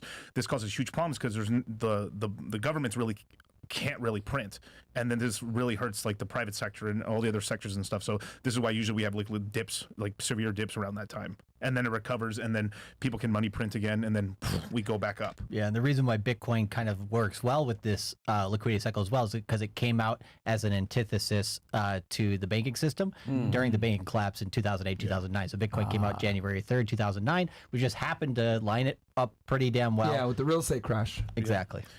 Interesting. It's weird. It's just so weird how it always lines up, huh? It almost completely always lines up. And even if like, 'cause, we had the housing crisis, and then like 6 years later, then we started having that little hiccup. I think what was it? Was it 2016? Was the last little hiccup in terms of the equities market? Possibly, yeah. Possibly, yeah. I remember. In terms of what do you mean by hiccup? Oh, like in terms of when like they're reshuffling the debt again. Oh, okay, yeah. Yeah. But it's. I mean, it's just funny when we explain it like this. They're like, oh yeah, it's a Ponzi. Yeah. It's all. This is why, I mean, it's a red pill. This is what we call it, the red pill of finance, is because once you learn crypto, you can then put crypto terms on stuff, and then everything on the planet starts making sense. Yeah, because why is he doing this? Like, why is a politician sending money to this other country? Like, because there's kickbacks. Yeah. There's like, oh, so I've raised a bunch of money for you guys, 34 billion. Then you're gonna kick back like 20 billion back to us, or 10 billion back to us, or that $34 billion that I sent your country, they have to spend it on my companies. Yeah. Which is still like basically going back to me. So it's a finesse. It's just a finesse. Yes, it's a huge finesse. Huge finesse. And Wall Street tends to use these terms to try to keep people out, right? Like all these fancy terms, ETFs and everything to try to confuse people. Crypto's just like, yeah, it's a rug pull. Yeah. Or it's a pump and dump, or whatever it is. Those terms are usually a lot easier for people to understand. Because TradFi uses really big words and words that you don't really hear in normal speak, so you don't understand. So they make terrible things sound. Oh, that doesn't sound that bad. Oh, it's horrible, right? Like when the Federal Reserve says we're going to start increasing interest rates, people with money go, "What?" Yeah. And it freaks out. I mean, this. So every time interest rates go up or down after they've been like sitting there, the reason that markets like fucking freak out is because people are taking leverage on bonds. Because so the first time that when the Fed, as an example, right, I called the top on 10-year bonds and stuff at like 5.25%. The moment the Fed said we're not going to increase rates anymore, they went down a full percent. 1 full percent in bonds is gigantic, but because bonds are so safe, these funds take out a lot of money and put leverage on it in order to make more money on these bonds and stuff because they're generating a lot of income. And that one small fluctuation liquidates people. Then these guys who get liquidated have to then go sell stocks to pay back these bonds. Then the market knows, okay, bonds are not going down over time. Okay, cool. Now we know the strategy. And then the market's like, fine after that. That's what's happened. So it's just basically like, oh crap, I lost my big ass like parlay shit. It was paying me a ton of money. Damn, now I got to re-up, sell. I got to sell some assets. I got to sell some gold chains and shit. Now we're back to making money again, and that's what happens. So it's because these interest rates go down steadily over a certain period of time, or they stay there for such a long time, you forget. Like the reason the whole Silicon Valley Bank collapse happened was because these guys were like, oh, the interest rates are going to stay at zero forever, so they were buying like the worst 0%, like the worst debt. So they were buying bonds that paid nothing, basically. And when interest rates go up, the price of the bonds collapses. Yeah. So this is why they got into huge liquidity issues and stuff like that. And then now, like you buy a bond, like if you have like $1 million and you buy a 10-year treasury, you'll get paid $42,500 a year on $1 million for the next 10 years. Wow. Now, when interest rates start going down, prices go up. So then you could, so if interest rates were like cut in half, you could sell that bond, that $1 million bond for like $1.4 million and gotten like $150,000. There's an inverse correlation between the two. Yeah, because in order to get the same amount of yield, you have to pay more for that bond because yields are going down. That means you're getting less. You're getting less money on the bond. So that's kind of the game. And that wouldn't be that much of a problem. But then people use leverage. That means they borrow other people's money. This is why you can do that in TradFi, which is just normal because the gains are so low. Yep. This is why we've had tons of guys that came in from like trading currencies, Forex, that get wrecked in crypto because in Forex they use crazy yields because like the Mexican peso versus the dollar might move like not even a fraction of a percent that day. So they have to use 100x leverage in order to actually make money, unless you have like stupid amounts of money. Their risk tolerance is super high. Yeah, take that risk tolerance and go into crypto and get destroyed. Yeah, because the daily movement in crypto for any given coin is 5 to 15% volatility. Yeah. So a coin will go up 15% of the day. Is that a big move? It's a day in crypto. Right. It'll go down 15%. But that doesn't happen in currency, so they have to go crazy with. Now that makes sense because unless you had the Japanese yen, I guess recently. That's right. That's like an anomaly. So, yeah, I mean, it's and guys, by the way, we actually had a full discussion on this stuff. If you guys are more interested in like bonds and everything else like that, we actually talk in treasury, all that stuff. We actually had a great conversation with George Gammon about this. Yep. Yeah. Last time he was on, he explained this really well. So go watch that episode that we did with George Gammon because he's a bond guy. He's huge into that. Yeah. You guys did a Financial Avengers show as well with him. Yes. Like, he actually talked about this exact thing I'm talking about bonds. Yes. Because he did really well on that trade. Yes. Yeah. Yeah. So he's one of those guys. Super smart guy. Yeah. So check him out. And he explains it in a very simple way too. Shout out to George Gammon. We got here Big Tings Aguan. Oh yeah, he was on the boat. Shout out to Boom. Fellas, shout out to you. I'm still stuck in Miami mentally. It was a pleasure to meeting everyone. For those of you that weren't there, you cannot speak on the event. Thank you, bro. Big facts, bro. The experience was amazing. Networking was saying W to all my guys at FNF. Shout out to you, bro. I appreciate that greatly, man. See, the dudes over there got good shit to say, but you haters are watching from the sidelines. Ooh, the girls there weren't even hot. Shut the fuck up. They're probably hotter than any girl you've been with, bro. A lot of y'all are some weirdos. You guys weren't even hot, bro. You haven't even spoken to a woman today. Like, right? Like a lot of these guys are armchair fucking criticizers, man. Listen, I've been at many parties here in Miami, and you only see the highlights. You don't see the actual parties itself. We shoot you guys a lot, by the way, but not everything. So we get it, guys. You know, you might be haters or whatever, but next party Nigga said it was bigger. Ratchet. You know how many white girls we had there? We had a bunch of white chicks there, man. Like, bro, like, yeah, man. Anyway, and even if it was, who cares? Nigga, we having fun. Bro. Come on, man. They're fucking haters, man. Sharp. Hey, everyone. Appreciate the show. Love the work. Question for Charlie and Miguel. I was a little late, but I'm wondering if it's still good to buy now as ANS and ANS soon, and you what? What is that, And bro? you answer the questions. My nigga, what is that, bro? So I think he was kind of listening to what I said before, but maybe not. I don't know. But basically, I think the question was just simply like, is now a good time to buy and do you sell in a year and a half, right? So yeah, pretty much buy now. I suggest that you buy whatever it is in the crypto market that you want before the end of May. Before the end of June or mid-July is absolute latest for the current quarter. And then, yeah, if you sell basically dollar cost average out starting a year from now, and then about a year and a half from now, you're fully out of the market. It's simplest way What is to buy and work with the hold? cycle. Smart thing to do is buy and hold, man. Yeah, and like, yeah, that's an interesting discussion too, right? Yeah. Do you buy and hold only, or do you sell some, right? So the name of my channel is Cultivate Crypto, because we're not trying to cultivate dirty fiat dollars.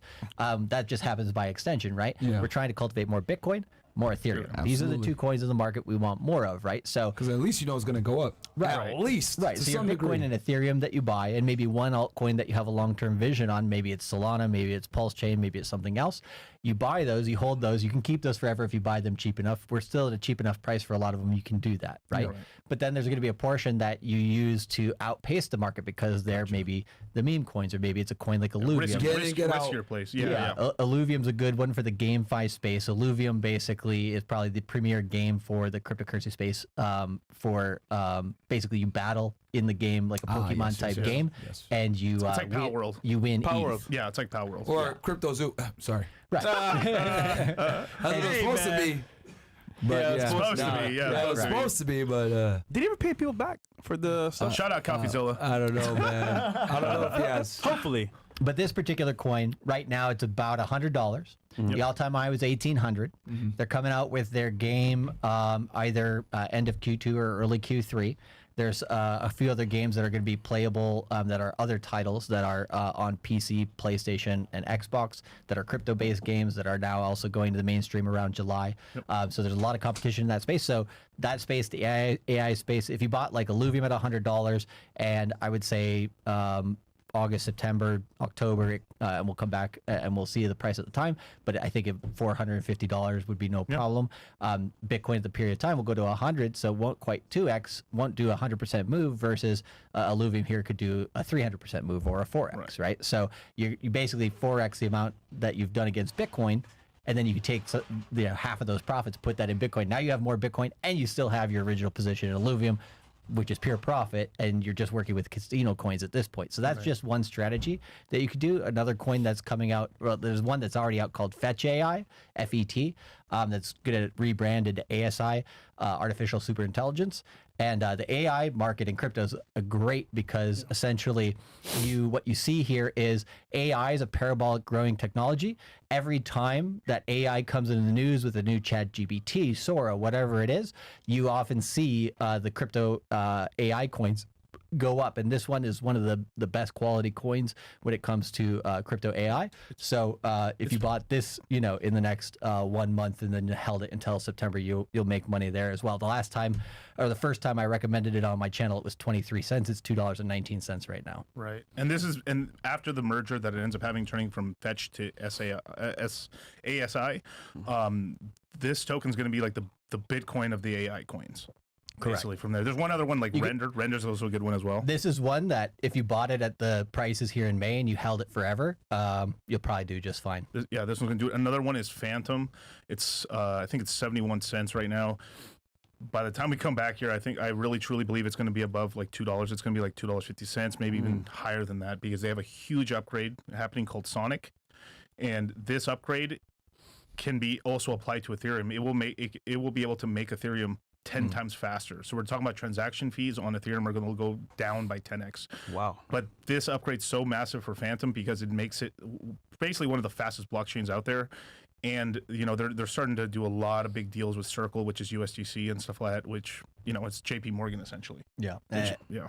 And, if there's anybody in here in the chat or whatever who's like really into crypto, there's a project called Aerodrome as well. Shout out to those guys. Base Protocol. Yeah, on Base Protocol, Coinbase basically made a layer 2 blockchain, or made a blockchain that's fast and works well. And that right now is money is flowing into there. So new liquidity is going into there, but there's not many solid projects that are on there. So Aerodrome is probably one of the best projects on the base protocol that it's already gone up quite a lot, but it's going to go up even more simply just because more money keeps just getting funneled in there. And why is that? Because everybody was like, okay, Solana did really well. Then there's this thing called Base, which is Coinbase's network. I think Coinbase is pretty much well known, right? So everybody in crypto is like, that's going to fucking do well, of course. So all this money is just going in there, and Aerodrome's a big benefit of that right now. And the big secret that's not a secret is that people are using things on Base protocol because they believe in the future there's going to be an airdrop. So at some point they think Coinbase is going to make a coin for Base protocol. Yeah. So if you've been using it, you've been yield farming, you've been playing around, that means you're going to get a fat drop of cash. Basically, these airdrops are massive. I mean, people who were using Jupiter back in the day got a big airdrop and stuff like that. It was like, I think it came out for 50 cents to $1.50, and people made a lot of money on that. Were using that and stuff like that through the Phantom wallet and stuff like that. And this is why we tell people just obviously make a brand new wallet and then play around with everything, because sometimes you get credits for stuff. Yeah. And you actually receive thousands and thousands of dollars of coins. Here's what day is it today? The 29th? 29th of April, yeah. Literally, there's 24 hours left, right? We have basically we have some connections with the Illuvium Foundation, just in terms of like networks that we've worked with there. They never give us any coins or haven't paid us anything, basically. But Illuvium right now, they have a free airdrop, which is you play the game and you earn Ethereum, right? Okay. And so April. Ethereum's a W. Yeah, April 30th is the cutoff for, basically they gave us a couple links. If you go to our YouTube channel, Cultivate Crypto on YouTube and Dollar Cost Crypto, one of the last few streams, we put out the link where if you sign up, you'll be one of 40 people from our group who basically can join that. There's only 10,000 people who can join. Then over the next 1 month, you can play the game before it comes out, earn Ethereum So there for free. might or might not be a spot. Okay. They're putting out, what is it? 20 to $25 million worth of free coins out there for people. Hold on, yo. Just to get people to play. Send me the link, bro. Yeah, we'll get you. Don't give it to him. But it got some Ethereum. That's a W. It does become available for the public on May 28th. So from May 28th in the month of June, you can play the game for free again there. Hey, put me in there, man. Make some money. We've been telling Chris for 5 years. He doesn't listen still. He's probably somewhere drinking. All right, Chris, man. What else do we got here? Rod Eric says, WIRL Studio, Money Clips team. Yeah, shout out to the YouTube channel. Money Clips is on YouTube. Oh, yeah. He's here in studio with us. Right, he's in the studio as well, grabbing some content. We got John says, fellas, what are your thoughts on Digibyte? DGB? OG. It's an OG. Has 5 mining algorithms, real-time difficulty adjustment, and saved Doge from freezing back in the day. Top-notch security. It's not going to do nothing. No. Good quality in terms of technology, but price performance, not there. It will only do well if there's a nostalgia run. So basically, let's just say something really pumps really hard, then people are like, what else is kind of like that? And then people start speculating and throwing money. And so other stuff has to pump for it to pump. So I would imagine Litecoin has to do really well. And then because people don't know, most people don't know that Dogecoin runs on top of Litecoin. So people who mine Litecoin receive all the Dogecoin inflation and stuff like that. So this is why, like, when Dogecoin really runs, you start getting a little lift up on the Litecoin price as well and stuff, just because the miners are making stupid money on Dogecoin. I mean, dumb money on Doge. But Nike says, for the viewers, please check out HNT Helium crypto sell plan, $20 unlimited everything, uses T-Mobile towers and other and their own infrastructure for insanely good coverage. I moved my whole family over and took 10 minutes. Damn. So this is a new thing in crypto. Well, like Helium's been here since the last cycle, but now this type of sector in crypto is going. It's called DPIN, Decentralized Physical Infrastructure Networks. So it's kind of like IoT for crypto, meaning like for Helium, for example, what they do is you have a Wi-Fi network router and all of the people around the city do, but maybe there's some people who don't have access to free Wi-Fi. If you join the Helium network, essentially you can also lease your Wi-Fi to that network, and people who might be near your area could basically jump on and use your Wi-Fi like a hotspot. And then as they jump on and use your Wi-Fi, you earn Helium tokens for having given people access to that. And so there's one called Hive Mapper as well. Their coin is Honey, I think. they basically, you take a dash cam, you put it on your car, you go and you map like a Google Maps car, and they pay you in Hive Mapper or Honey tokens. So this type of decentralized physical infrastructure is going to boom in crypto. It's a narrative that's not quite there yet.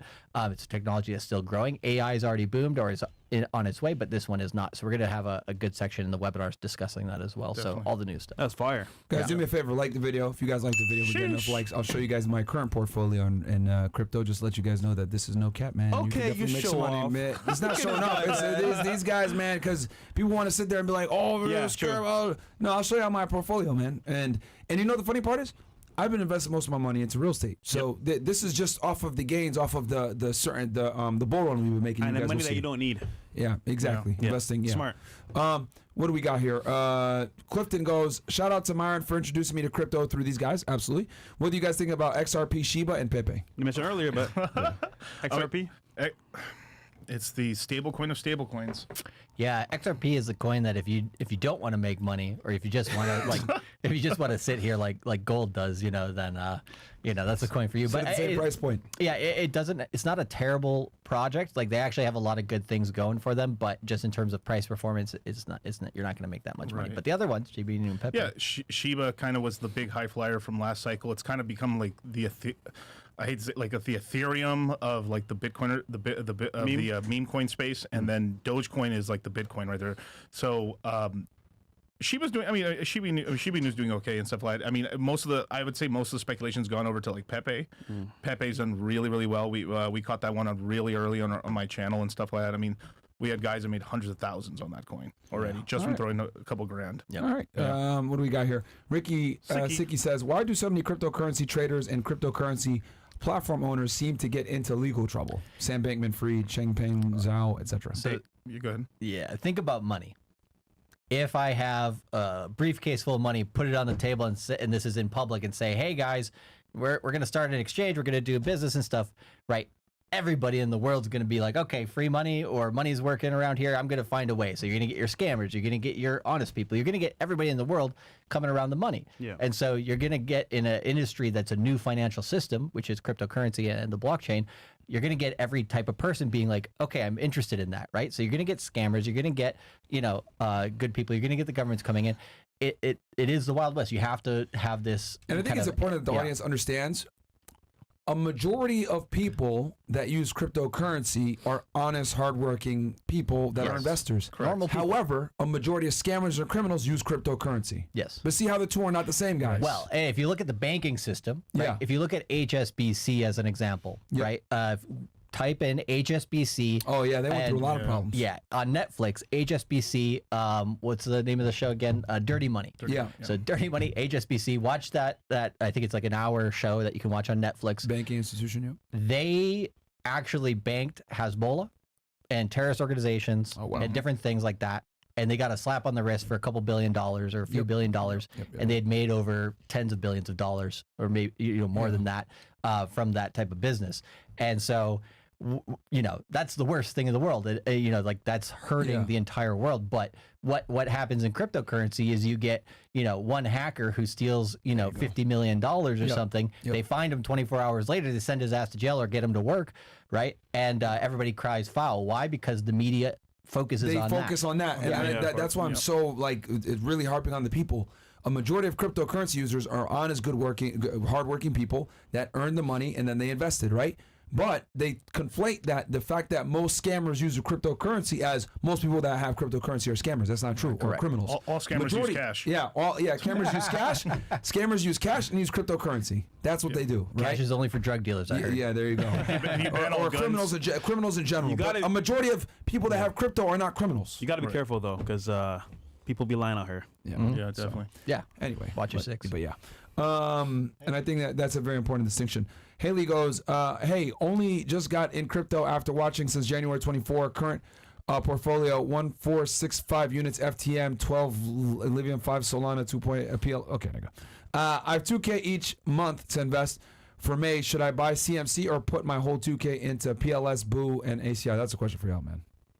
Yeah, I mean, for anybody who's looking to get into the course, it depends on like where your knowledge is at the moment. And if you're like, hey, I feel like I've made money in the market by myself and I can continue to do this really, really well, great, right? But if you're missing a piece of your foundation and you're like, hey, I feel like I'm good at buying the lows, but man, I really can't sell the peaks or vice versa or whatever, you know, there's always something in the course that basically you can learn. So we say dollar cost average into your coins, but also dollar cost average into knowledge, right? And if you don't, you know, believe us or based on the information we've had here on the show, go watch our channels. If you don't believe us now, you're just a fucking idiot. Honestly, like I don't know what to tell you. Like anyone that's in here in the chat saying scam or anything like that, you're a fucking idiot, bro. Stop watching the show. Like this is too high IQ for you, and this is why you're poor. Yeah, I tend to give people a little bit more benefit of the doubt, but I know you're 100% right. Yeah, so it's like, bro, if y'all took action back when we told you guys back in January, you would have doubled or tripled your money significant or made significant gains.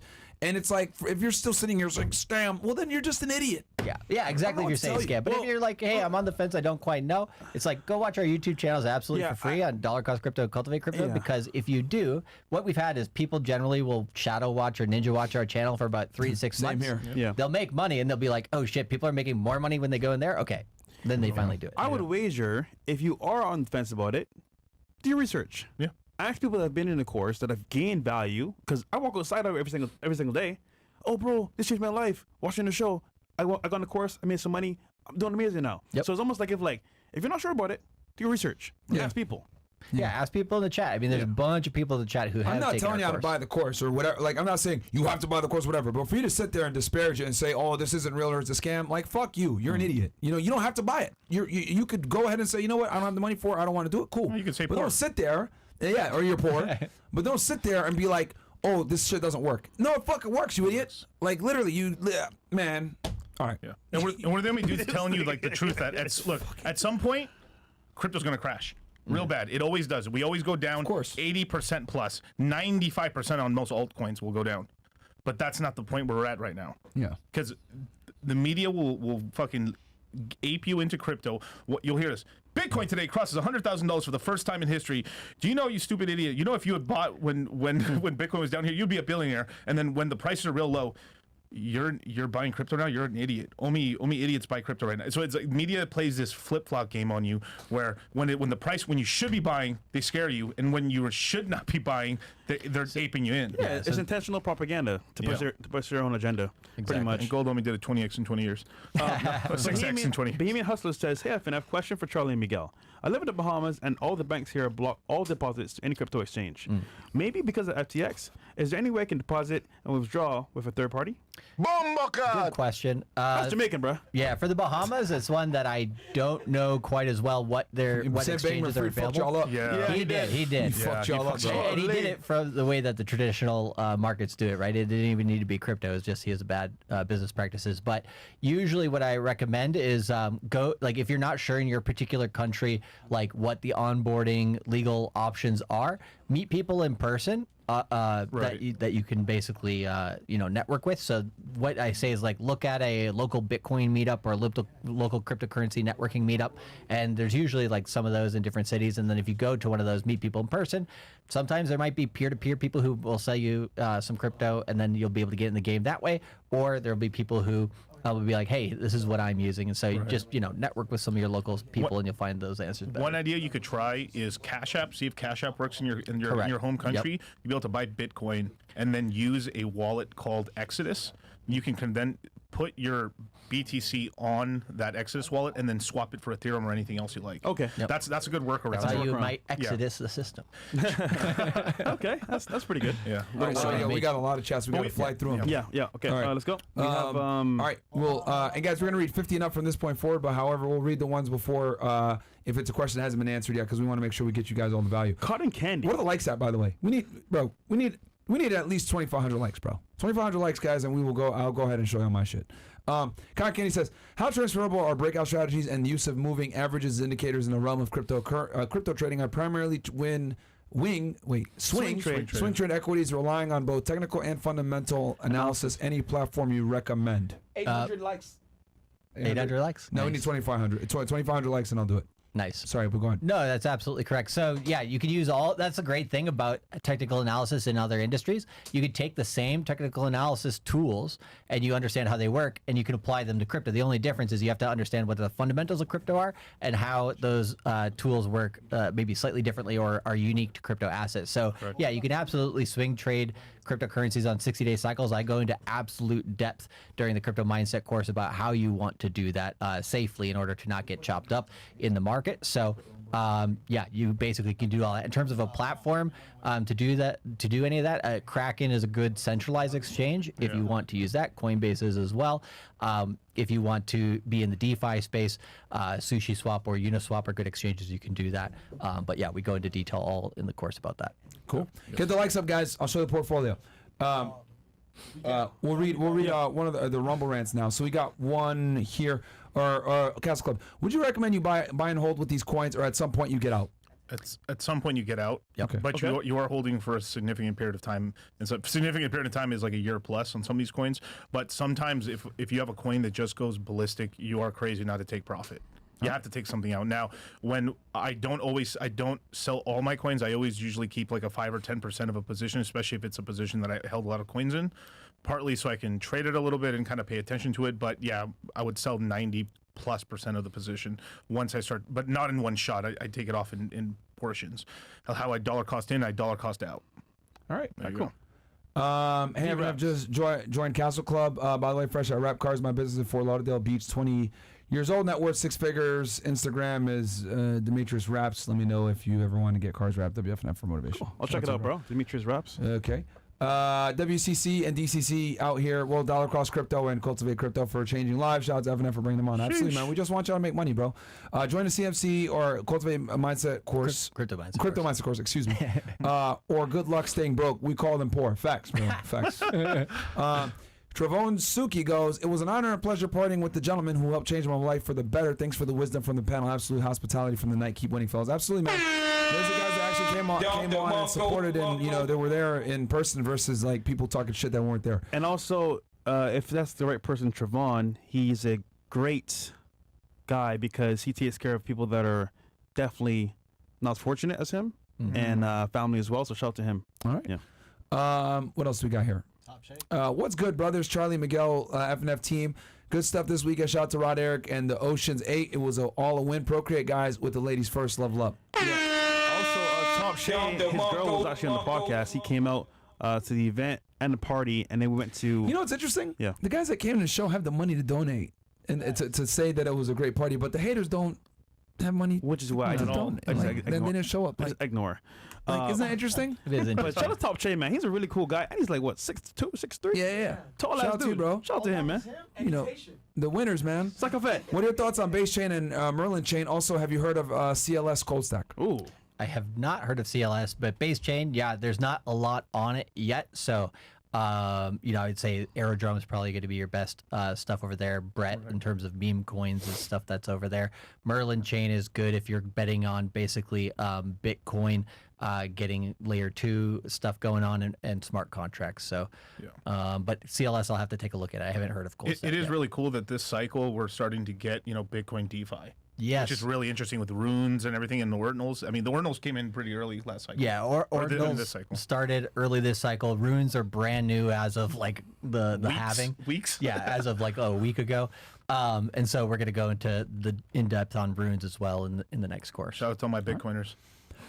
We got W Live event will absolutely go again. Shout out to you, bro. Yo, I mean, the people that were actually there have the money to go ahead and donate and say that they had a great time, man. It's like, bro, we didn't tell them to do this. They're just showing love because haters are gonna hate. They got value. W Big Mo and Bills, hardworking mofos. Pleasure to meet you, Fresh. You got another level of charisma. Keep on rocking, FNF. Thank you so much. Thank you, bro. Other name taken.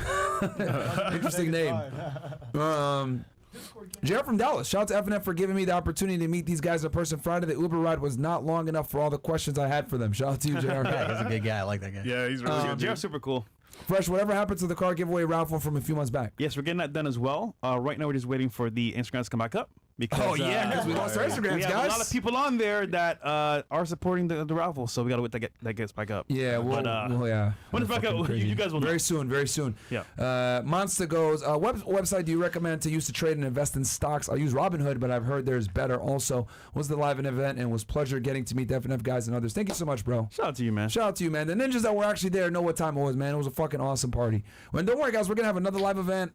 We're actually in the talks with one of our. Well, just with our buddy. update. Oh no, you disclose. Next what one might be in Canada.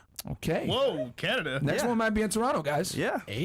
For all my Canadian brethren out there. Montreal too. Yeah. So Montreal. I'll be excited for that one. there, Worldwide tour. Yeah. And I've heard from the Six God himself. Ooh. Toronto has the baddest girls. Yeah. That's what I've heard. You going to Yeah, Canada? that might be the next location, guys. It might Canada, be Toronto, man. So shout out to y'all. You going to Shout out to all Toronto? my Canadians. So we might be out there soon, man. Guy says, can you make a business and personal credit card show that is relevant in the UK and the USA? And guys, what crypto app would you recommend for UK investors? Ooh, Coinbase, Kraken, or Gemini. But those are the big three. Or Crypto.com. Yeah, Crypto.com's starting to get some big numbers out there. They stayed really well throughout the bear market. I think M&M's vouching for them now. Right. Okay. And we also told you guys to buy Crow token, which is up like a lot right now too. Yeah. Shit. What else do we got here? Sibor Bollet goes, good job on the live show and yacht party. Thank you so much. Came in late. Was a story with Shiba. Fresh. Hopefully you didn't read the chats. Snickers. We're going crazy. So Shiba's going to move with Doge essentially. What chats? I don't know. Don't worry about it. Don't worry about it. But Shiba's going to do okay. If Dogecoin starts going up, Shiba will keep up in tandem and stuff. And then at some point, Shiba's DeFi is actually going to turn on through Bone Swap and stuff. Yeah, so Hero's doing fine. Yeah, Hero's doing amazing. Oh yeah, Hero's doing real great. Really good dog. Motor City says, I want to get into the course, but you guys close it so fast. You can't leave it open for another week, or I can message. I've been trying to get in this because I'm committed.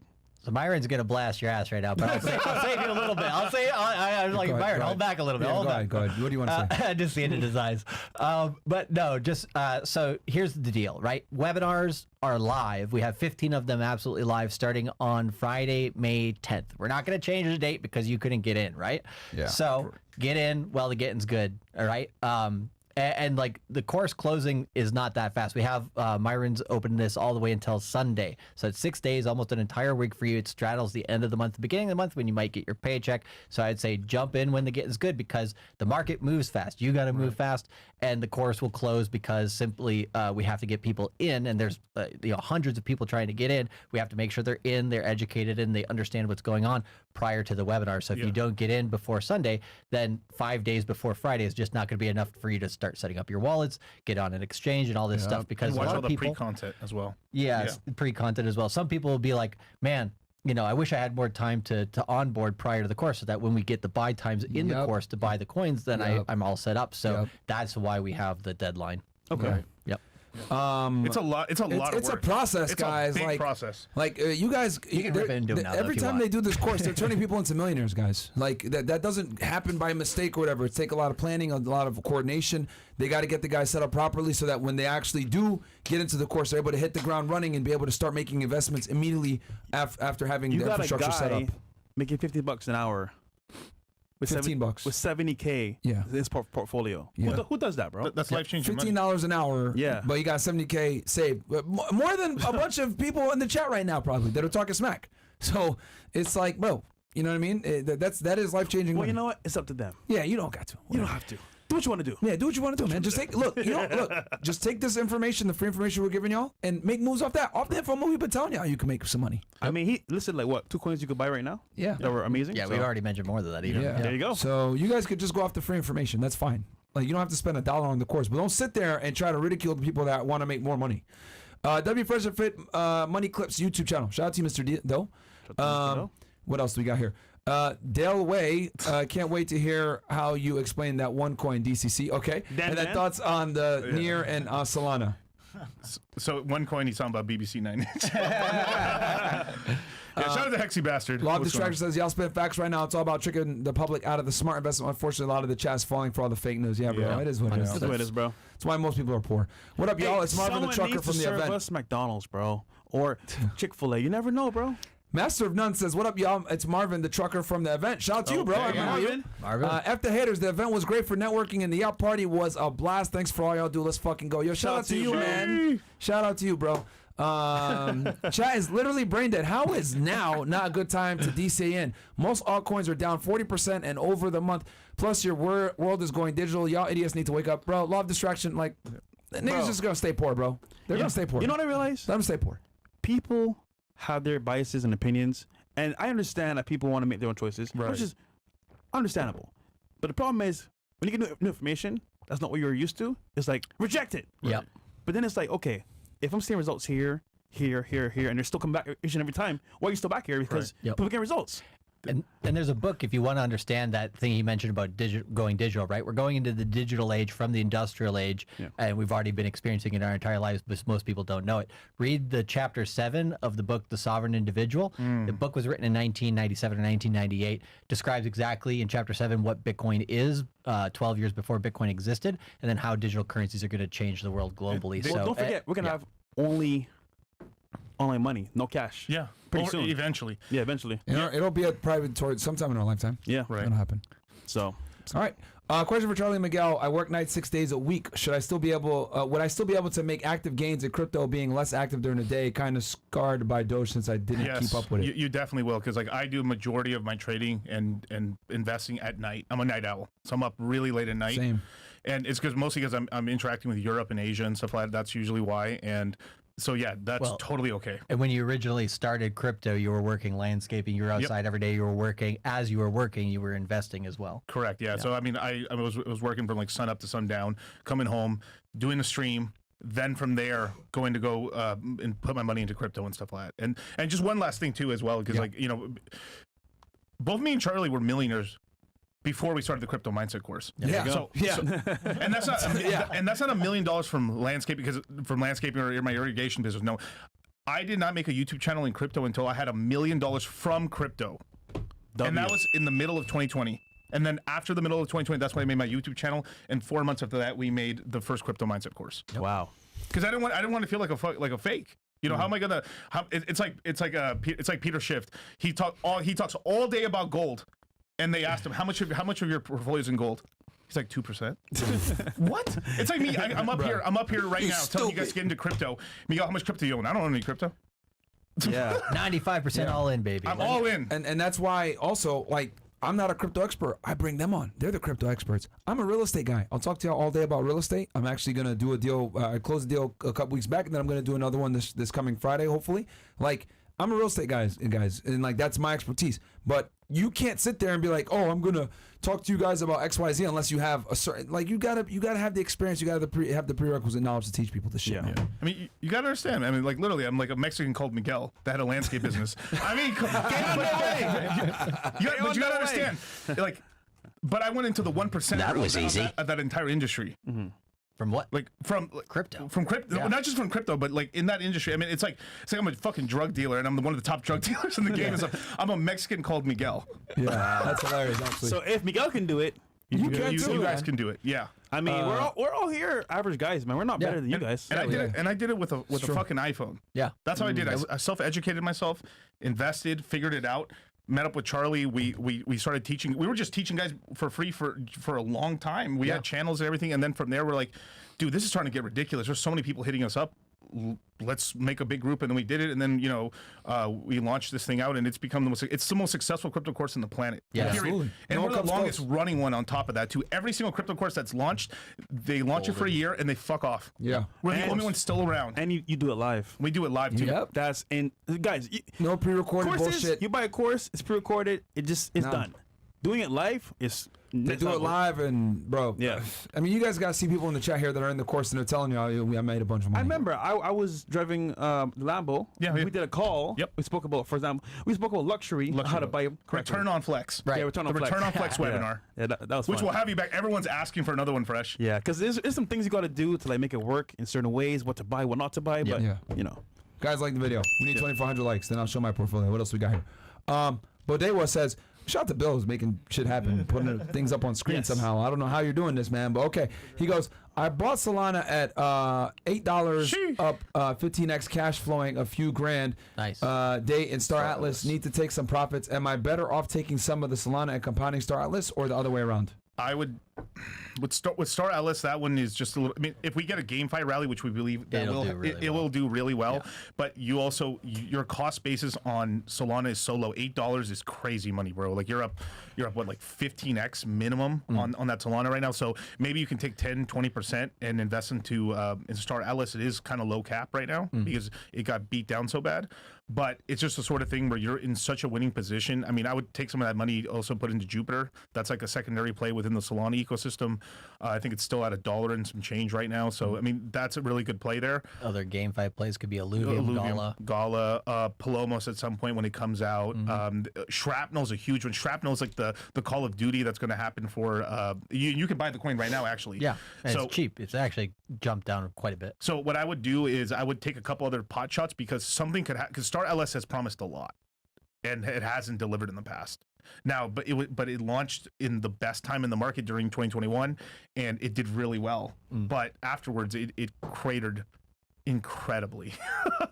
So you bought it at the right time, brother. So that's the way I'd personally play it. Is like I would just diversify and get into some of these other GameFi plays, and then you'd be able to leverage that as a way to get more Solana or get more Ethereum or yeah, because these coins are so low cap right now in terms of the GameFi spectrum. When GameFi runs, you are going to have like 20-30 X's on your hands, and that's a lot of capital. That's a lot of money. All right. Boom. Sheesh. I think we're caught up. we got one more. Oh, one more. Okay. This is the last one? Two more? Okay. Hey, Miguel and Charlie, I got Illuvium, Kusama, Phantom, Solana, and Kala. Are they good? I follow Miguel every short video. Any advice to pay attention and skill to improve my wallet?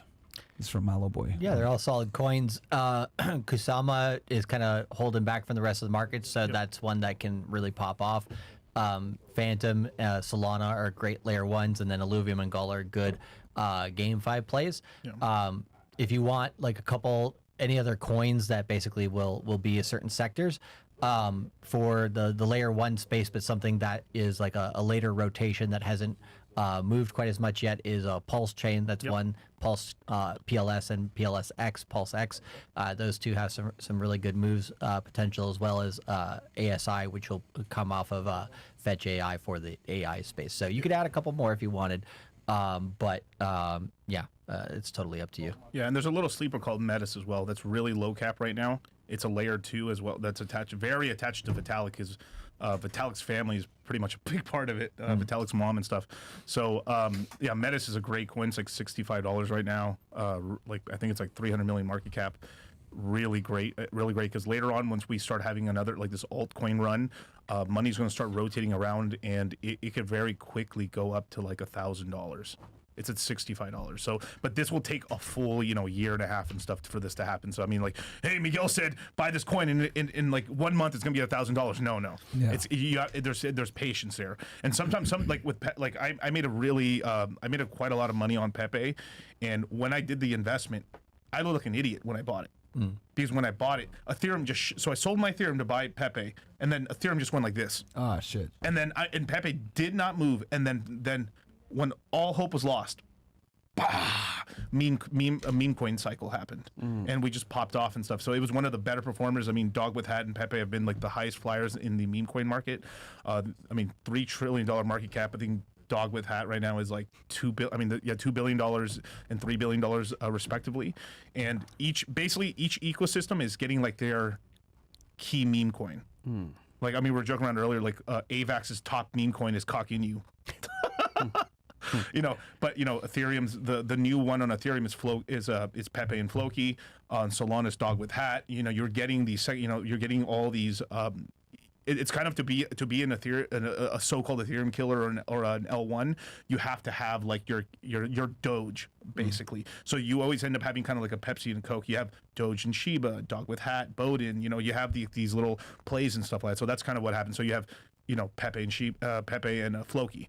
Okay. Yeah. All right. Is that it? Nope, two more. Oh, okay. What are your thoughts on tokenized real world assets, token fee, token fi? These came in from before? Yes, early, 100%. Early. We can lightning network them, or we would lightning round them. Yeah. So tokenized tokenized real world assets is a good area, but I think the definition sometimes is a bit too broad. Ondo is fine. It's a good project.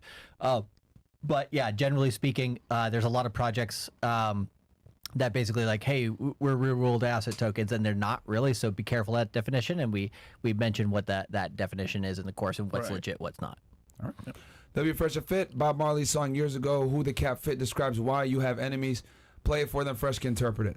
Oh yeah, like translate. Yeah, haters gonna hate, I just bro. want to meet Sing. Oh yeah. Damn, my back hurts picking up all the gems that were Shout out dropped to you, today. Shake. Yeah, shout out to you, bro. Cool. All right, guys. Chris just walked in, which means we're gonna have an after-hour show in a little bit here. And Andrew Wilson. Andrew Wilson's in the house as well, so you guys like debates. It's gonna be a great time. We'll be back. Chris, call it. What do you think? 10:15. 10:15. What time is it right now? It's 9:31. 9:31. Cool, right. Guys. We'll see you back here in a little bit, less than an hour. We didn't Bye, get 2,500 likes, man. So hey, it is what it is, man. Yeah, get the course, guys. Link is below.